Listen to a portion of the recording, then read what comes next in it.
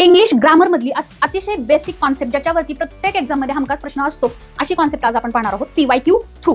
C MPSC group C 2025 ला आलेला एक प्रश्न आपण बघतोय. Identify the categories of the verbs underlined in the following sentences. इथं काही वर्ब्स दिलेले आहेत जे अंडरलाइन केलेले आहेत आणि त्याच्या कॅटेगरीज विचारलेल्या आहेत. आणि कॅटेगरीज कोणत्या दिलेल्या आहेत तर ऍक्शन आणि लिंकिंग वर्ब या दोन्हीपैकी कोणता आहे ते आपल्याला ओळखायचं आहे. त्यापूर्वी आपल्याला काय करायचंय की वर्ब म्हणजे काय ते बघून घ्यायचंय.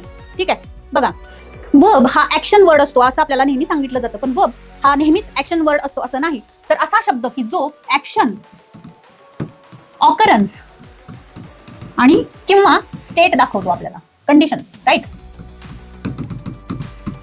त्याला वर्ब म्हटलं जातं. ठीक आहे, आता हा जो वर्ब आहे त्याचे दोन मुख्य प्रकार पडतात. ते म्हणजे एक म्हणजे असतो मेन वर्ब आणि दुसरा असतो तो ऑक्झिलरी, ज्यालाच आपण हेल्पिंग वर्ब असं म्हणतो.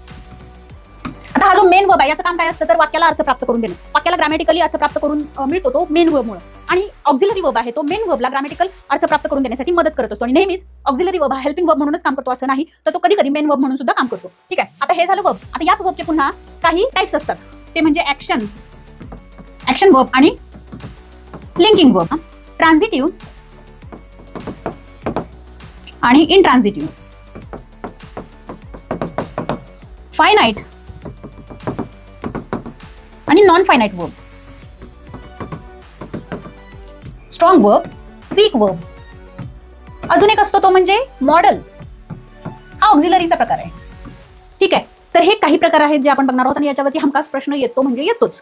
ठीक आहे, ऍक्शन म्हणजे आता आपण बघितलं की जो ऍक्शन, ऑकरन्स, स्टेट और कंडिशन दाखवतो तो म्हणजे ऍक्शन वर्ड. आता हा जो ऍक्शन वर्ड असतो त्याला ऑब्जेक्टची गरज असते, याच्या समोर ऑब्जेक्ट येतो.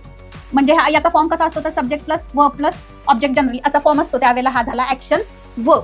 आता लिंकिंग वर्ब जो आहे तो काय करतो की सब्जेक्ट आणि जो कॉम्प्लिमेंट येतो त्याला जोडण्याचं काम करतो तो लिंकिंग वर्ब असतो. म्हणजेच तुमच्या लक्षात येते का बघा, सब्जेक्ट, लिंकिंग वर्ब, नंतर ऑब्जेक्ट शक्यतो येत नाही तर कॉम्प्लिमेंट येतो. आणि हा जो कॉम्प्लिमेंट आहे हा सब्जेक्ट बद्दल माहिती देत असतो, त्यामुळं हा झाला लिंकिंग वर्ब.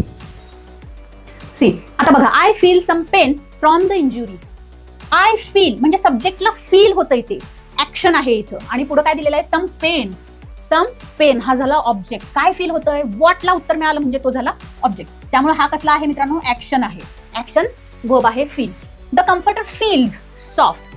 हा जो कम्फर्टर आहे त्याला सॉफ्ट फील होते का तर नाही, तर ती क्वालिटी दाखवते त्याचं. म्हणजे हे सॉफ्ट हे इथं कॉम्प्लिमेंट म्हणून काम करते, जे कम्फर्टरची क्वालिटी दाखवते. म्हणून हा फील्स झाला linking verb. We taste the fine wine. इथं काय आपली ऍक्शन आहे, आम्ही टेस्ट करतोय फाईन वाईन. आम्हाला ती वाईन कशी लागतीये, छान लागतीये. ठीक आहे, म्हणजेच हा झाला ऍक्शन वर्ब. त्याच्यानंतर the wine taste fine. Wine कशी लागते, फाईन लागते. ही हा फाईन जो आहे हा वाईनची क्वालिटी दाखवते, म्हणून हा टेस्ट जो आहे तो झाला लिंकिंग वर्ब. असा ऑप्शन कुठे आहे तर option number 1, action linking, action linking.